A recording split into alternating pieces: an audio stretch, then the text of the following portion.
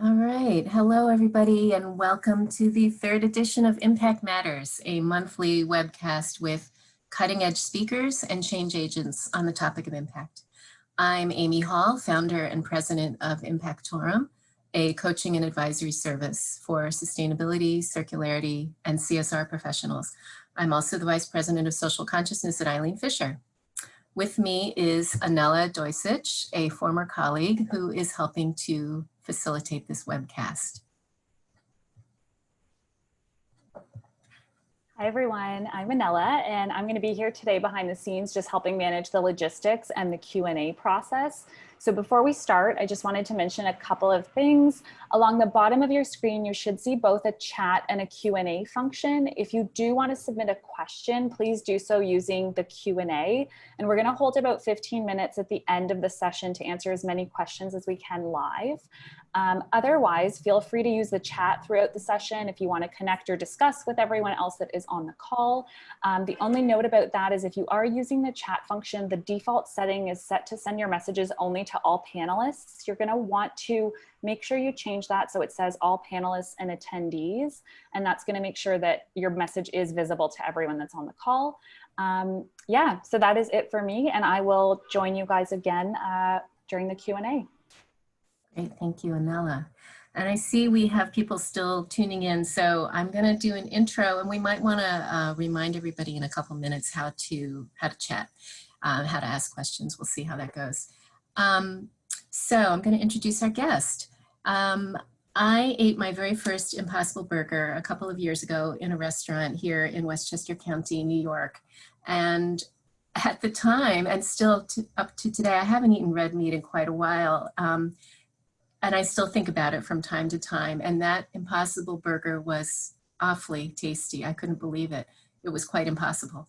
So when I ran across an article referencing Rebekah Moses's role as head of impact strategy for Impossible Foods, I realized I wanted to learn more about the company, their mission, and Rebekah's own perspective on impact.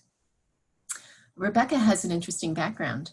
She received her undergraduate degree in Middle East Studies and a master's in International Agricultural Development. She speaks Arabic, and she's pursued a career in agricultural research, first with UC Berkeley, then with California Polytechnic State University. And she's been with Impossible Foods since 2016. I look forward to hearing more about Rebekah's career path and how she's helping Impossible Foods build a future based on plant-based protein. Welcome, Rebekah. Let's see if we can undo your everything. I'm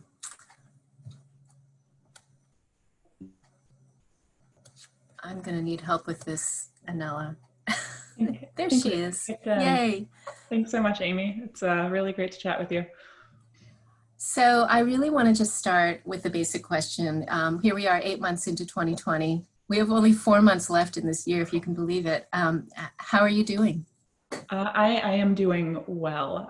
My family is, safe and healthy, and that's kind of our baseline, I think, for 2020. But this year has been blink and you miss it, but it's also seemed like a marathon. It's a very uncomfortable juxtaposition of a year. Oh my gosh, it has been crazy. And I wonder if you could talk, you really do have kind of an unusual path into what you're doing now at Impossible Foods. I wonder if you could talk a little bit about how you got there, what made you interested in this role, and kind of what does your role look like on a day-to-day basis?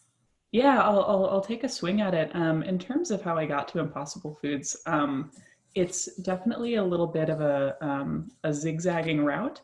I, as you mentioned, really started my career in something that was different but complementary. So Middle Eastern studies, and coming out of college worked kind of in a defense capacity for several years, kind of in and around the defense industry in different ways. Spent a lot of time abroad, mostly in the Mideast. And when I started thinking at that time about kind of where I wanted to spend the rest of my career, I was really interested in food security and food systems, kind of this idea of resilience, which, the field that I had been in, that kind of space of development and defense, also concerns itself with that, but but less kind of tangibly and less strategically. And so I ended up pursuing a graduate program at the University of California, Davis, specifically around international agricultural development. And when I entered it, I really had this intention of, I'm gonna go into policy. I had become really interested in water policy as a result of time spent in the Middle East, in different countries that are very, very water scarce. The resource use dynamics, especially in food systems, were fascinating, frankly. And so that was the idea. I was going in, this is kind of where I'm gonna spend my career. I got sidetracked because I actually found that I really liked the crop science component of the curriculum, and I really liked the ecology side of agricultural systems. And so I ended up staying a year longer and focusing on entomology of all things. So bugs, basically, in our production systems. And so if I had to kind of summarize it, my graduate career and the research associated with it had several different kind of research streams at the time. Was birds, bugs, and farmers. That was what I was working on. And after I graduated, I continued working in ecosystem services in agricultural systems. So this idea of, we have these working landscapes where we produce our food. How do we optimize those landscapes for wild animals, for ecosystem services from particularly, in my case, insects? The ecosystem services being the nice things that nature gives to us that we don't necessarily pay for, things like pollination and pest control in particular. And from there, moved on to working in a research facility, running their agricultural research, education, and operations at a research ranch in Santa Cruz County, California. Absolutely beautiful place. And that was fantastic. So the bookends here are, I came to Impossible Foods, which makes plant-based meat from a ranch. But it's not as jarring as you might think. All these, my kind of career path up until that point had been focusing on sustainability from one lens. And I moved over to sustainability from a very different consumer-focused, private sector, kind of macro approach lens. And that's been the transition.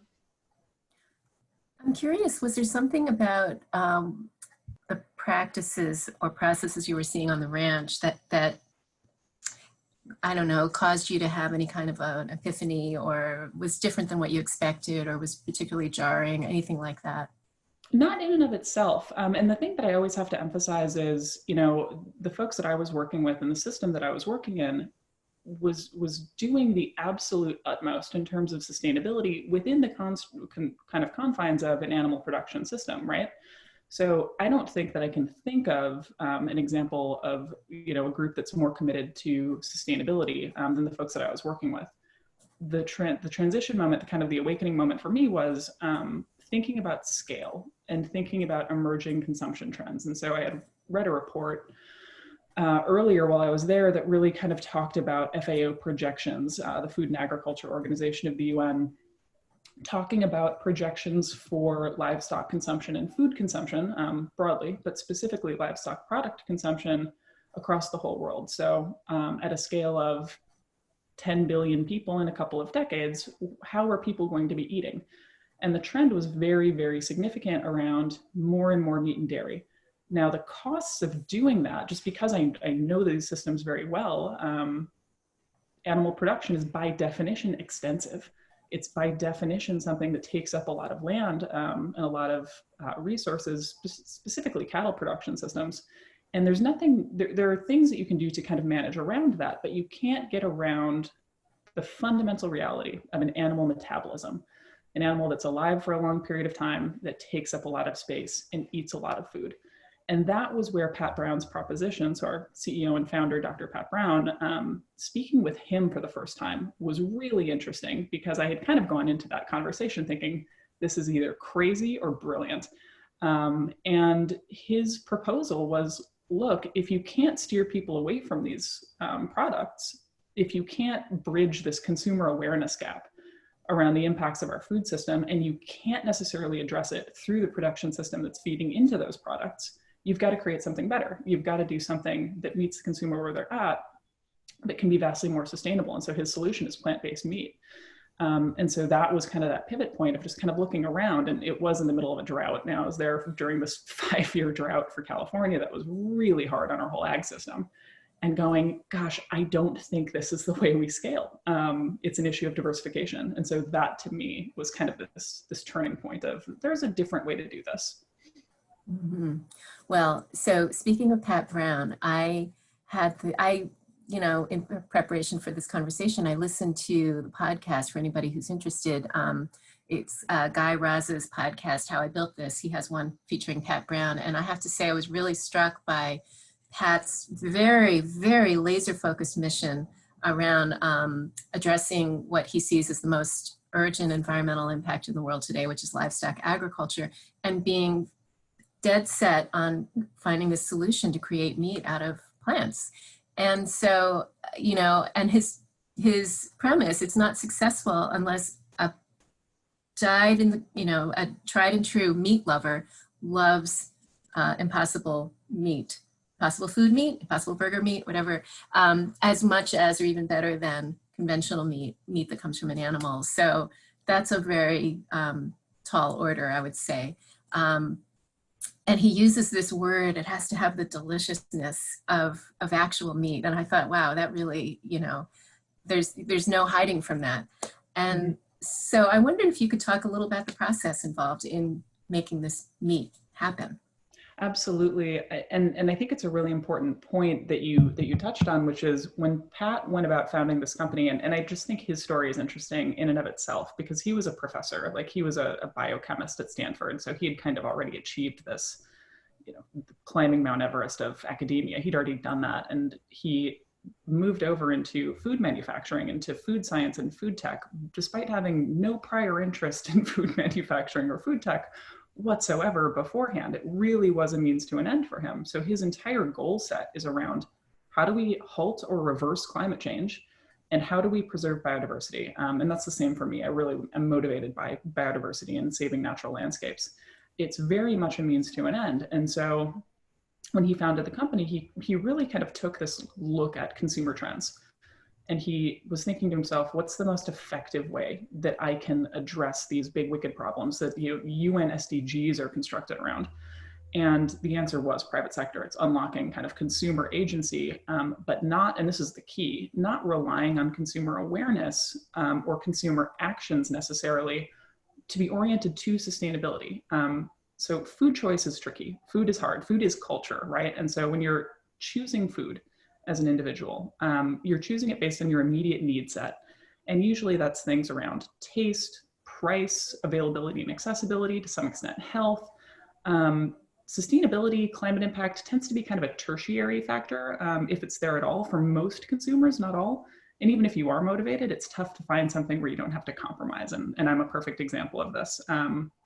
Until like Oatly rolled into the shelves, I was using, normal dairy milk because I couldn't get something that emulsified my coffee. So all this being said, Pat's focus was, let's give them the same thing that they have grown up with, that they love, that provides this critical nutritional profile that's versatile, but let's do it at a much lower footprint, because there's a huge abundance of plant-based proteins, plant-based oils and fats, plant-based functional carbohydrates on this planet, a massive diversity of this.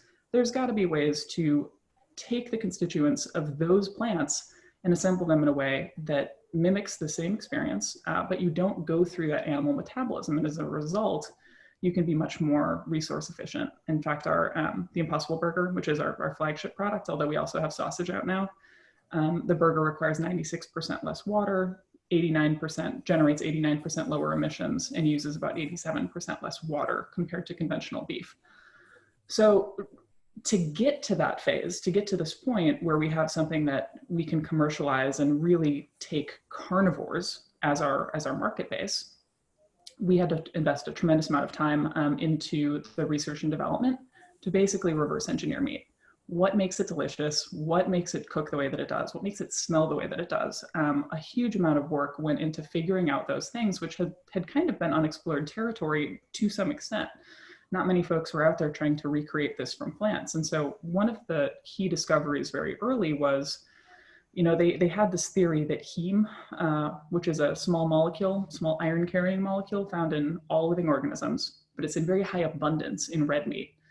their theory was that this molecule is going to be really important for creating that consumer experience. And it turns out it is. And so that was the big IP breakthrough of the company, was figuring out how to create heme from plants and incorporate that into our recipe so that when you get an Impossible burger, when you get in a product, it behaves, cooks, has the same nutritional characteristics as the thing that, you know, we're intending you to substitute it for, the version from an animal.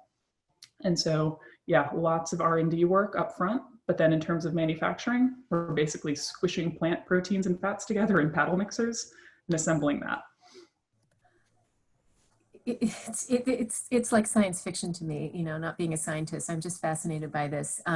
Before we get more into the process, because I have all kinds of questions there, I was curious just in terms of the company and how Pat is as a leader. How does he, or did he even need to, kind of engage the whole employee community around the mission? I kind of imagine that most people who go to work there are really excited about it in the same way that you are and that he is, but a lot of companies have trouble, you know, rallying the troops around kind of a common purpose. And I just wondered if there's, if you faced any of that at Impossible Foods. That's a really good question, because it's so key to culture, right? And it's so key to scaling the allegiance toward the mission, right?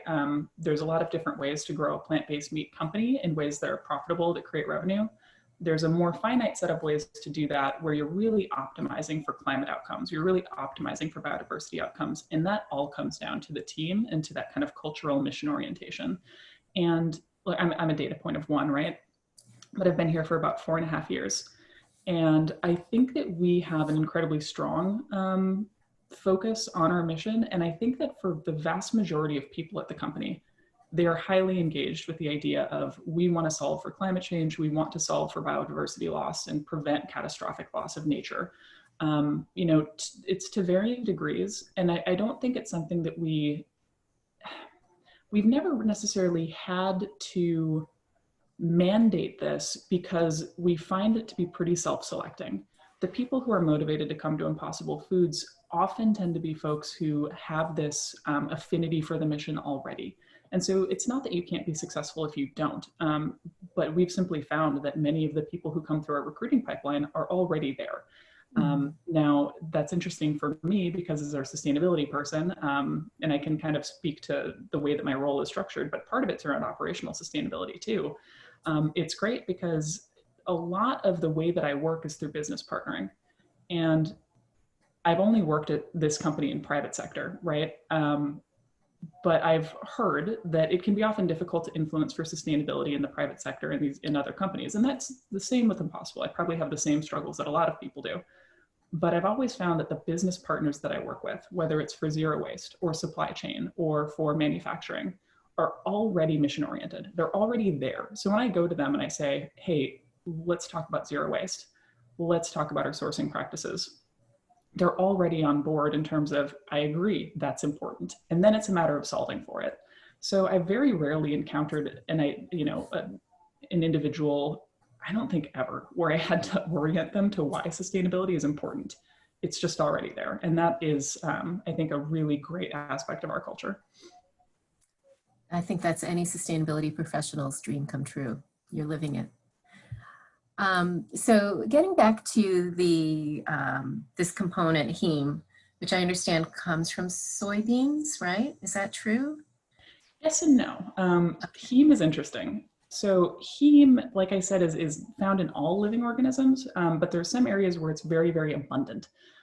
It's very abundant in your red blood cells. So for you as a person, you're full of heme. Cows are full of heme, tuna is full of heme. The root nodules of soy plants are also full of heme. So that's true of any nitrogen fixing plant. So if you're a gardener and you have peas, some kind of legume plant growing in your backyard, if you were to go and dig up the root system, dig up the rhizome midsummer when it's kind of cranking, fixing nitrogen, it's starting to feed itself as a plant, you would find these little nodules on the roots. And if you cracked those open, you would see this kind of very red liquid material in there. And that's because it's full of heme, basically. It's this molecule. Now, the protein, like hemoglobin, is what we use in our burger, but we don't actually get it from the root nodules of soy plants because it would be agronomically impossible. You basically have to harvest a root system, which is really, really difficult to do, and would be probably terrible for the soil carbon profile.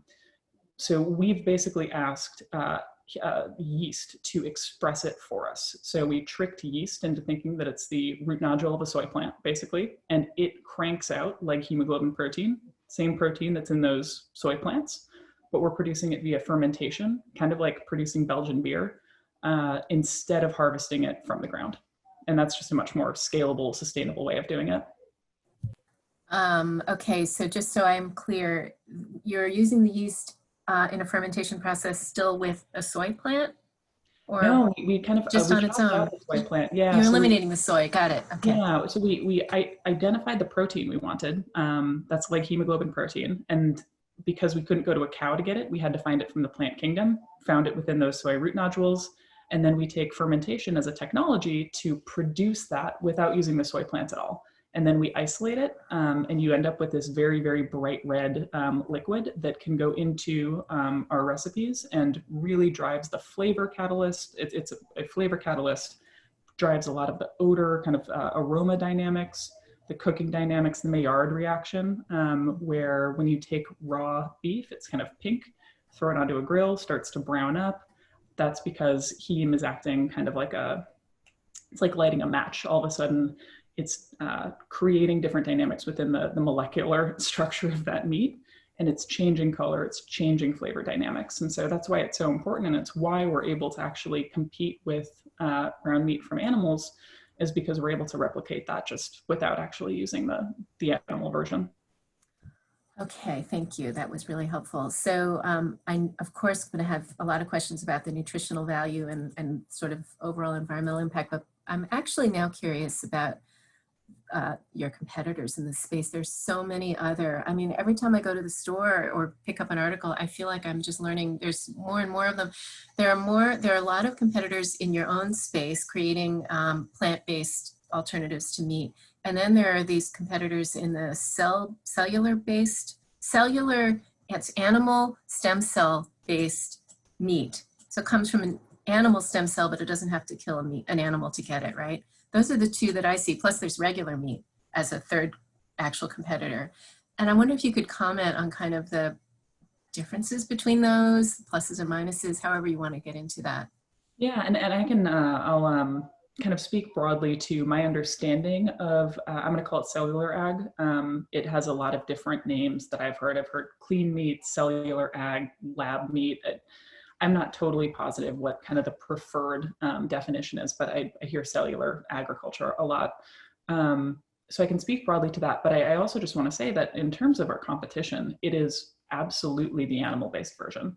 So when we think about our competitors, there's an enormous amount of space for any number of companies to start creating plant-based alternatives or creating other types of alternatives that don't use an animal. Really the kind of focus area for us in our competition is the actual livestock value chains. And so that's our big competition. Now for I'll call them like friendly competitors. I'm not quite sure if there's a business definition for this yet. But for cellular ag, it's, remember kind of what I said about fermentation and heme? So that's one tiny part of our recipe. Everything else is sort of an isolated plant-based fat and isolated plant protein.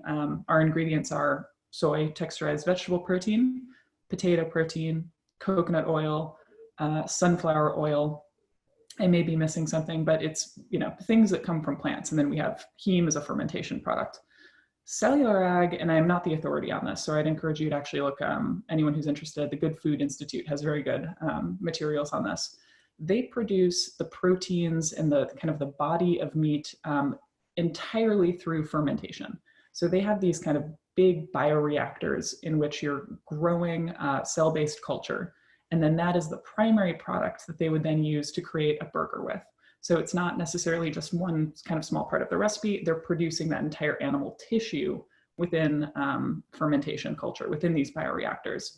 And that's something that's still not quite at commercialization scale. So we won't see that in Safeway and Albertsons. We won't see that necessarily in retail or in your typical food service area, but it's definitely something that's getting a lot of attention, a lot of funding going into it. And so it'll be interesting to see where that whole industry kind of heads to. Are you guys worried? No, I think, as I said, I mean, the livestock industry right now is like $1.5 trillion. I'm really not too concerned about like other types of kind of diversification options of whether it's plant-based or cell-based.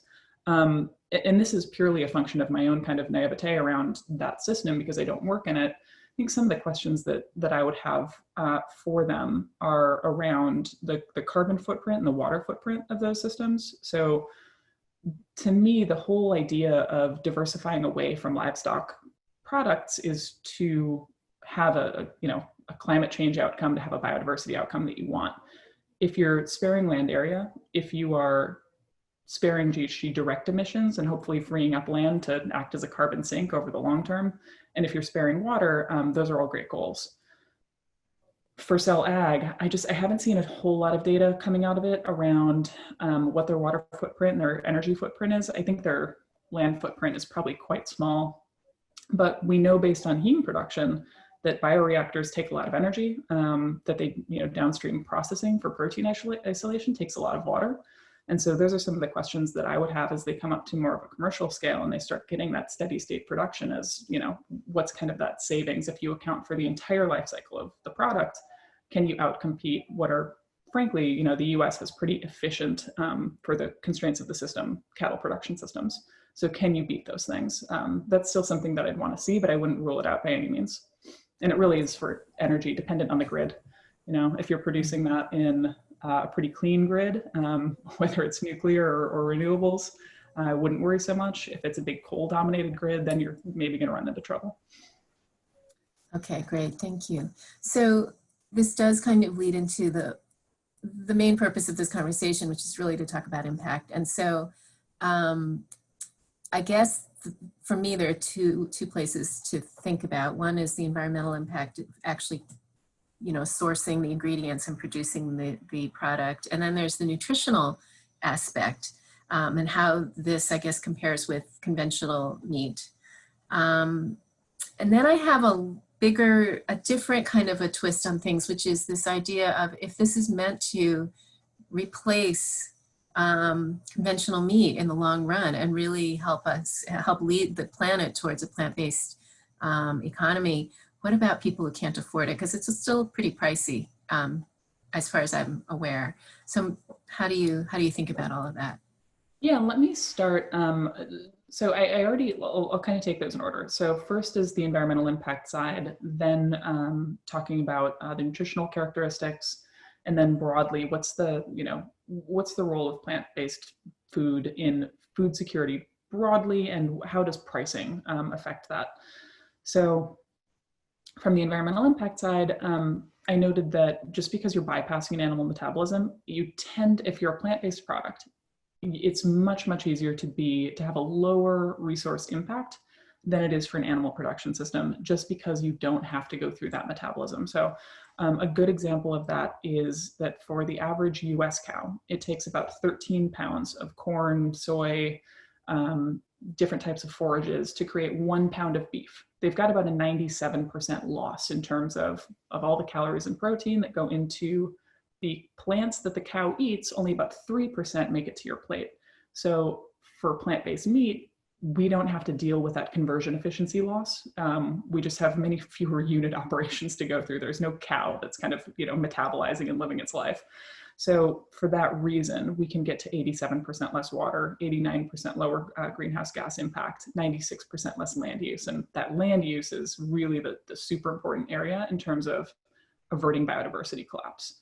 The scale at which cattle in particular, the scale at which demand is occurring for beef is really devastating for natural landscapes across the world, and it can very much be displaced. So even if you're consuming beef somewhere that's nowhere near, let's say, the Amazon rainforest or critical biomes in Latin America, the soy that's being produced, the animals that are being produced might have been part of the food that you ate thousands of miles away. And so that's kind of a big takeaway to remember, is that these are very international systems. We're looking at international commodity chains. We have to find ways to get much more efficient, use less land, because if we don't, we're already kind of at these biophysical thresholds as a planet. We have to preserve nature for our own livelihoods. Like, this is just very important from an ecosystem services perspective. So that's kind of the macro level. At the product level, that's why it's important that we are more efficient. And at the same time, it's why it's important that we really focus, and this is not just Impossible Foods, but the entire industry. We need to be thinking about ways to address some of these impact categories, like steak, like other forms of dairy, that are really the big offenders in terms of climate impact. So it's, ground beef is a great start, but we have to also be thinking at a macro level about the regions we roll out in. Demand is really booming in Asia Pacific regions. It's been pretty stable in the United States. So what are the markets we're rolling out in internationally, and what products are we offering? And can those really be heavy hitters in terms of moving the needle on climate?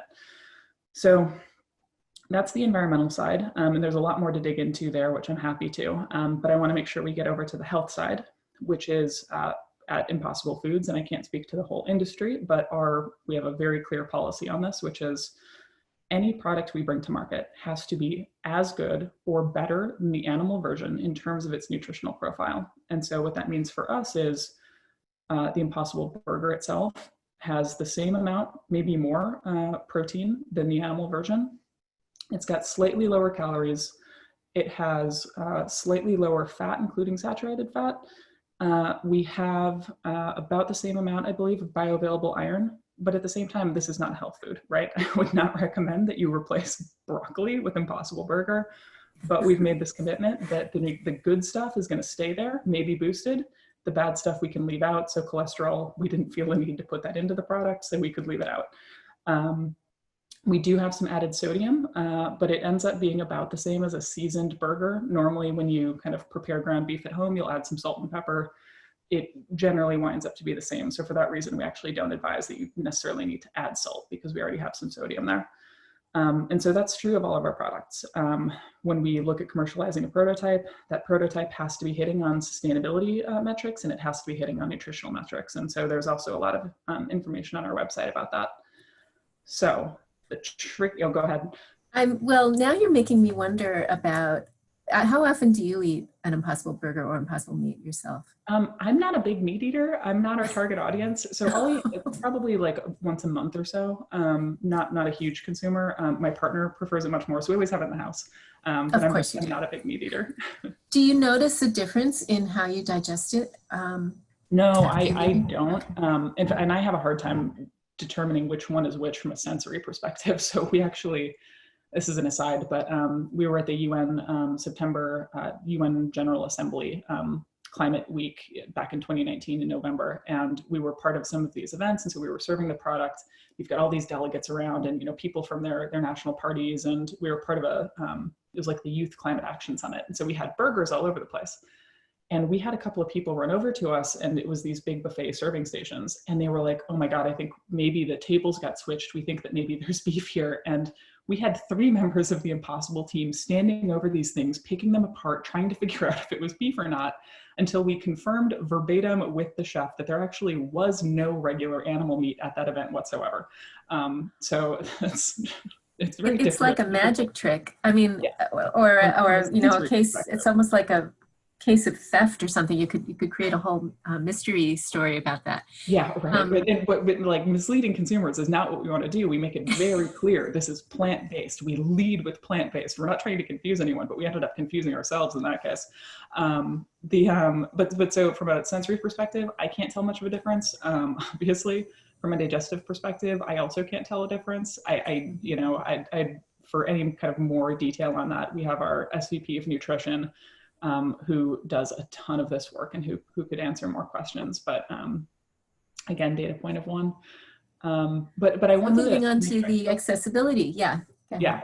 I would kind of speaking to this broader implication of, can price be a barrier for those who actually might need additional protein? And so this is really interesting. And this is part of the reason I joined Impossible. in the United States, we eat more protein than we need, like double the amount of protein, 50% more at the very least, compared to like fiber, which we don't eat enough of. And yet we load our products with protein because we're convinced we need more. So like there's protein-filled coffee drinks right now in the place around the corner from me. So it's fascinating, right? So there's places where we're currently in market that have plenty of protein out there. And then there's areas of the world where there is actual protein deficiency. There's also areas of the United States where there's undernourishment and there's not enough protein access. And so when we think about kind of accessibility, obviously we are at a small scale right now. We are trying to kind of succeed as a 600-person company. We need to get much bigger. We're producing millions of pounds per month, but it's a tiny dent compared to what the actual, beef consumption landscape looks like. So for us, price is going to come down. Pat Brown has made it very clear that our intent is to get to price parity with ground beef and commodity ground beef at that, which is quite inexpensive because we're not very nice to cows.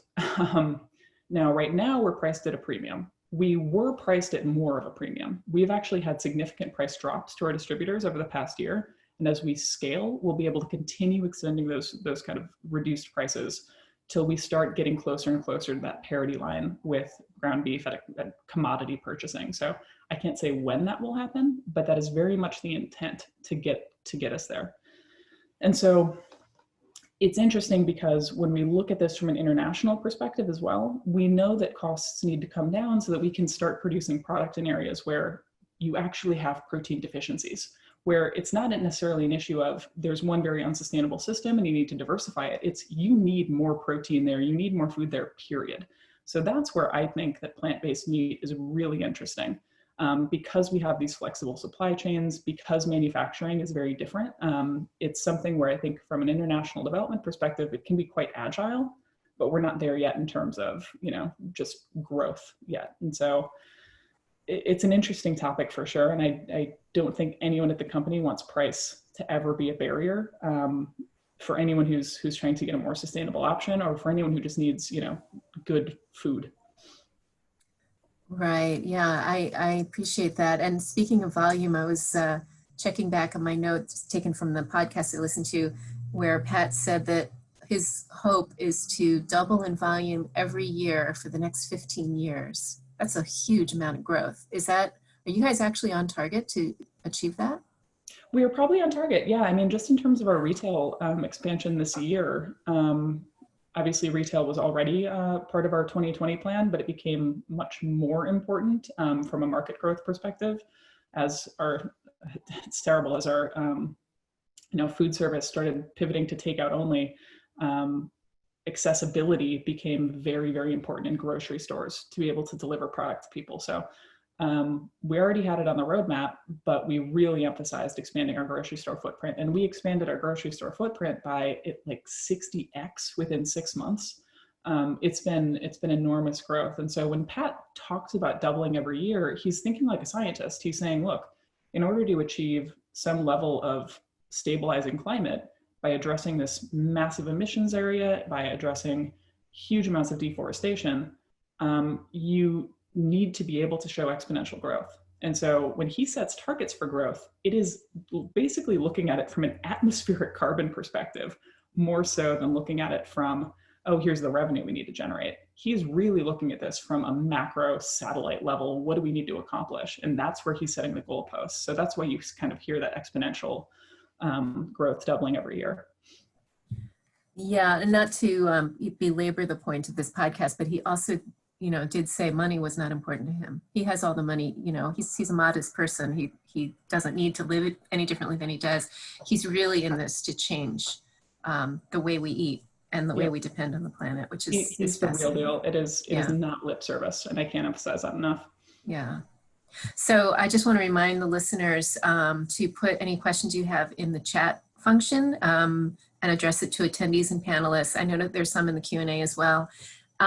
I did wonder, Rebekah, if you could talk for a minute on kind of what's on the horizon. You mentioned steak is something that you're thinking about. You did mention you just introduced sausage, and I know from a post you had made that you've also been expanding into, you just introduced the product to Trader Joe's. So there's a lot of different ways that you're kind of growing and moving.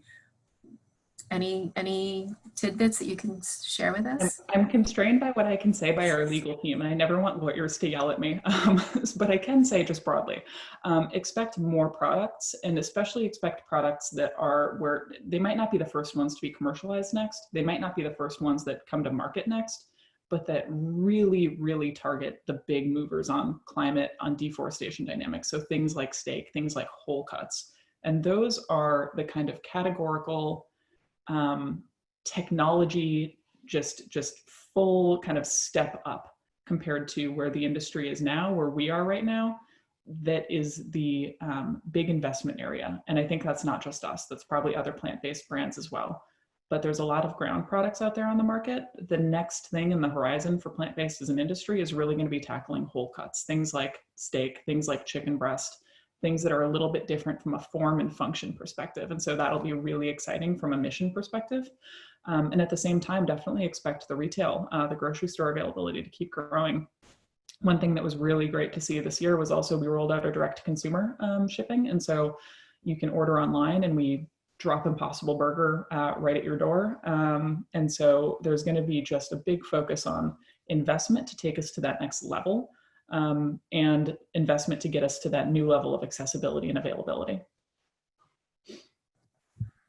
I wonder, Anela, would you like to tee up any questions that are coming through the queue? Yeah, for sure. We have a question here, wondering if you could speak more about the input ingredients to Impossible Meat that might have sustainability impacts in the supply chain, and how you're navigating that, especially as you continue to scale. Mm-hmm. So I'm going to start by listing out the ingredients that we currently have. And so this is in the Impossible Burger. The sausage product uses very similar ingredients, but has a different recipe. So the Impossible Burger is soy protein, potato protein, like hemoglobin, that's the heme ingredient, coconut oil, and sunflower oil. Now, within that group, and I am probably overstating the point, but the biggest thing that we can do is make sure we're accessing carnivores and omnivores, because if you're getting folks to consume Impossible Burger instead of animal-based meat, that's where you get the delta. If you're a vegetarian or a vegan consuming our product, more power to you, you're already doing the right things. But the biggest thing we can do is pull omnivores into basically the lower components of the food web. We want to get them lower on these trophic levels as opposed to eating high up on the food web where there's tons of resources going into the thing that you ate. So with that said, soy is obviously something that's associated with deforestation, or if not direct deforestation, land use conversions, especially in the Brazilian Cerrado, which has received a lot of attention. And I want to reference that right away because far and away, the driver of that deforestation, the land use change, is not from human consumption. This is not a tofu problem. This is because soy is worldwide almost predominantly geared at the livestock feed industry. So in the United States, like 90% of the soy and corn that's grown I'm not sure about corn, goes into livestock feed. Most of corn as well, it's field corn, not sweet corn. But the reason that you see these kinds of associations with soy are not because of soy-based burgers, but rather because of the livestock systems that rely on them as an input. And so, like I said earlier, about 13 pounds of corn, soy, forage goes in to make 1 pound of beef. So for that reason, if you're getting omnivores and carnivores, and you're bypassing that consumption, the best thing you can do to avoid deforestation from soy is actually eat a soy-based burger, because you're just using less of it for the product. Now that said, we're not going to rest on our laurels and say, oh, just because consumer behavior is acting in X way, it doesn't mean we don't need to be sustainable in our supply chain. We source domestically in the United States. For all our major suppliers, I'm in direct conversations with them, and we have strict sustainability standards that entail zero risk of direct or indirect land use conversion. Sourcing from the United States, it's not a big concern, but that's true of our entire supply chain. So the other area that's kind of interest, and it's not an immediate problem, we don't currently have palm oil in our product portfolio for a number of reasons. One of them is these kind of sector-wide, constraints around sourcing and indirect land use conversion issues. But we do use coconut oil, and so if you think about the entire industry scaling up, What we need to be strategic about is making sure that as we increase demand on certain types of cropping systems, you can't generate the same issues that you would see with livestock. Now, the risks of that are much lower simply because the actual land use that goes into our product is so much lower. It's like 3.5 meters squared to get 1 pound of Impossible Burger. It takes like 70 square meters at a minimum to get beef. But still, if you're looking at converting these entire value systems, these entire value chains, you want to be really cognizant of this. And so I think it'll behoove our whole industry to be thinking really on like a 20-year time frame about what are the inputs. And so we did work recently with the University of Michigan where we kind of modeled this out. We said, look at this at a huge scale and tell us where problematic ingredients might be. And so because it's a tropical oil, coconut oil is an area where there's potentially a lot of room for investment from the plant-based meat industry, simply because a lot of the orchard systems, a lot of the plantation systems haven't seen that much investment. They're kind of lower productivity right now. There needs to be a lot of basically replanting. The trees are getting old. There's a senility issue. And so these are some of the things that it's not currently a risk, but it will be a risk in maybe like 10, 20 years. And that's where we need to be focused. So when we looked at coconut oil now, there's no extensification activity. There's no expansion. Demand actually has been dipping over the past several years. And so these are the kind of macro level dynamics we also look at in addition to our own supplier codes of conduct. But as a whole industry, looking over the horizon, there's areas where we need to be focused too. Anela, any other questions? Yeah, wondering if Impossible Foods is doing anything around the well-being of farmers for your raw materials. So right now we're sourcing commodity soy, and this is my background. It's really the area where I want us to start getting into it deeper. We're talking with some third-party organizations about, we're constrained right now because we work with our vendor, we work with the big supplier, but sourcing soy from a commodity market, and soy is our biggest ingredient, that's why I keep on talking about it, it is difficult to trace back. And so we know the regions it comes from, but I can't pinpoint a farmer. So to get around that, to try and find ways to invest in sustainability practices within our supply chain, even if we can't trace down to the farmer, we're currently pursuing some conversations with third-party organizations that help you do that in ways that might not like go directly through the exact supply chain with the same beans that were grown in the field that wound up in your products, but that do work with our supplier to kind of set up at least a regional approach. And so that's something for this year that was a little bit put on hold. Not put on hold, but delayed due to some of the COVID response issues, prioritization shifts, but that expect for later 2020, 2021 to see more about that. So it does make me wonder, I hope it's okay to ask this question, about, considering COVID and the border issue, south of the border. Are you at all involved in any kind of policy work, maybe around immigration or, I don't know, wages or anything like that? Or do you, is that something that's on your landscape at all? Yeah, I want to be really sensitive to this because, the policy landscape is really complex. The first thing, just because you mentioned it, I'm trying to think of like how much I want to directly tackle some of these topics that aren't necessarily directly part of our business operations. I will say at a broad level, immigration is incredibly important to our company. Our senior leaders are immigrants. My family is, my partner is an immigrant. We know that immigration is what's enabled our company to be successful because it's our senior researchers, it's our leaders at the executive level. I mean, that is something that is just no duh for us. Now, the problems of COVID and some of the, more recent developments, I don't want to speak to that directly just because it's kind of a moving target right now. So all of this said, I think what COVID kind of showed the general populace was that there are the inflexible nature of livestock supply chains, when it is put to a stress test, breaks. So what we were seeing with COVID hotspots in slaughterhouses, what we were seeing with collapse in demand, where the producers of livestock were unable to get their products to market and having to cull their animals on site with no market, these are giant weaknesses within the livestock value chain that we're able to just kind of skate through. And so for us, it was sort of this moment of, geez, this is like yet another area where having a diversity of options, having more ways to produce meat that don't necessarily rely on very resource intensive systems that frankly do not have great human rights records, especially for their slaughterhouse workers. This is just another reason why we need this diversification. So I think that's kind of where I'll keep it at a pretty high level. Okay, thank you. Anela, are there any other questions waiting, or we will keep talking? We do have some other questions. One sharing another product called corn, saying it's an excellent cold cut substitute from a texture point of view, but it is flavorless, made from mycelium grown in a vat of nutrients. Is Impossible looking into similar technologies?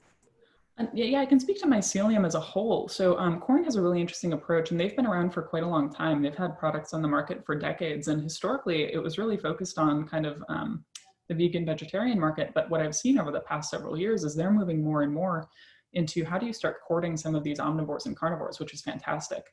The benefits of mycelia in terms of the kind of form function of a product are pretty promising. So this might be going too technical, but when you're creating a ground product, it doesn't matter if the fiber lengths of your your plant-based ingredients are short, because you're extruding things that's ground up. Now, when you have a steak or a chicken breast, you're expecting kind of long textures, long fibers, and that's something that mycelial products can get you to. There's a number of other ways to do that without using an animal, but that's one really interesting area where I think the whole industry, not just Impossible, is kind of looking at some of these new inputs similar to what corn has done and saying, oh, there might be new applications for this.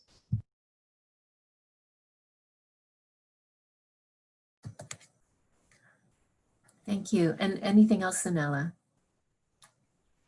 I think if we have time for one more, there's a question around the processing of soy protein isolate and the use of hexane. I'm totally out of my realm here, but you probably understand what that is saying.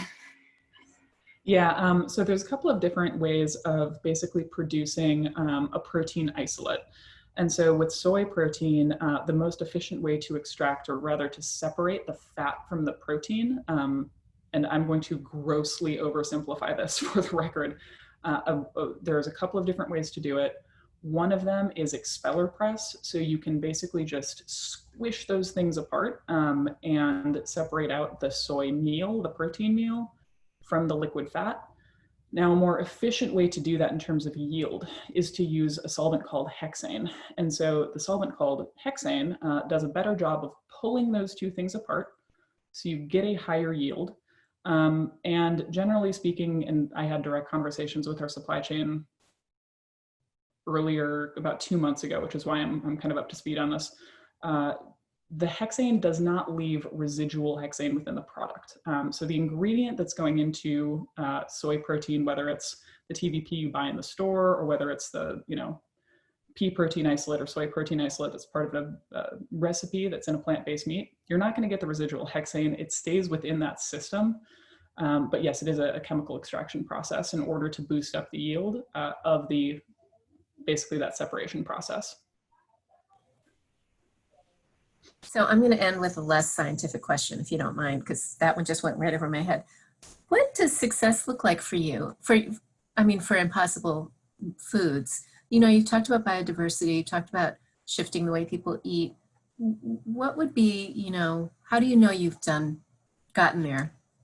There's the high level success, and what Pat Brown will tell you is success is removing the reliance on livestock. If you can eliminate the need for this from a food security perspective, that's for him what success looks like. I'm going to be more kind of cagey and say that there's a couple of proof points that were really interesting. For me, success at a very high level is the thing that scares me the most is emerging meat demand and additional deforestation. We cannot lose any more forests. We cannot lose any more natural habitats. These are the things we rely on for ecosystem services, for regulating our weather, for regulating our climate, for cycling nutrients. If we lose more spaces like this, we put ourselves more at risk of pandemics. We put ourselves more at risk of climate change. We put ourselves more at risk of food insecurity. So if you can halt demand where it's at globally and span the emerging gap with plant-based meat, that in and of itself is a win. I don't think it's enough of a win, but it's enough of a win to avert total disaster. And that's kind of where I'm going to set my goalposts. I think from a more immediate perspective, success was making sure that we were getting carnivores and omnivores. And when we make these kind of statements around, look, this is more sustainable, it's more efficient, that only works if you're taking away from the existing meat market. So to get those folks who already put meat in their basket of goods, that's who we needed. And what we found with consumer testing, and we run monthly surveys on this, is that 90 to 95% of the people who eat our product eat meat or dairy products on a regular basis. So we've already unlocked that, which is incredibly important from a mission perspective. We're drilling more onto it, trying to figure out what some substitution behavior really looks like. So are you substituting away from beef? Are you substituting away from chicken, from pork? What are those dynamics? Who are we capturing? That's still some additional work going through, but it looks really promising in terms of, did this product have the intended effect? We've got a really good direction on that. It's amazing. Thank you so much, Rebekah. That brings us to the end of our time together. And I feel like I don't want to make a bad pun, but I feel like you've just whet our appetite for more, to learn more about, really. Thank you very much. Yeah, to learn more about what's possible. I mean, it's really science fiction-y, and it's delicious. So thank you so much for your time and your wisdom. And thank you, Anela, for handling the logistics. I really encourage everybody to capture the video that's going to be available on YouTube after sort of maybe next week on the Impactorum channel, and to join us on September 17th for our next webcast featuring cultural anthropologist Philip McKenzie, and we're going to explore what it's going to take to achieve racial harmony in our divisive world. So I really appreciate all the time that went into today's conversation and the questions from everybody. And I wish everybody a wonderful rest of your day.